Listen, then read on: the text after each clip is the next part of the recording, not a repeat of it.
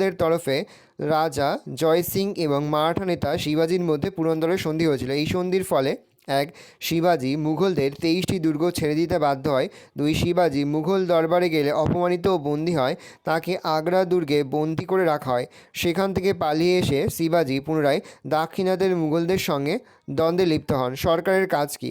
দেশের জনগণ নির্বাচনে ভোট দিয়ে 5 বছরের জন্য সরকার বেছে নেন। সরকারের কাজ: 1.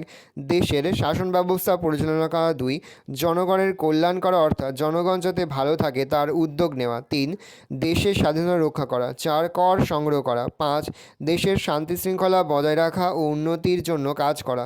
6. সংবিধান মেনে দেশ শাসন করা। পরের প্রশ্ন, পৌরসভার কাজগুলি লেখো। 1. পৌরসভার এলাকায় বসবাসকারী জনগণের মধ্যে সেবামূলক কাজ করা। 2. জনগণের স্বাস্থ্য বিষয়ে দায়িত্ব পালন করা। 3. শহরের উন্নয়ন ও আইন শৃঙ্খলা দেখাশোনা করা। 4. শহরের পানীয় জল সরবরাহ করা, রাস্তাঘাট বানানো, দূষণ রোধ করা, শহরকে পরিষ্কার পরিচ্ছন্ন রাখা প্রভৃতি। 5. বিদ্যালয়, হাসপাতাল প্রভৃতি বানিয়ে শিক্ষার প্রসারে ও স্বাস্থ্য উন্নয়নে পৌরসভাগুলিকে বিশেষ উদ্যোগ নিতে হবে। 5 থেকে রয়েছে নিচের প্রশ্ন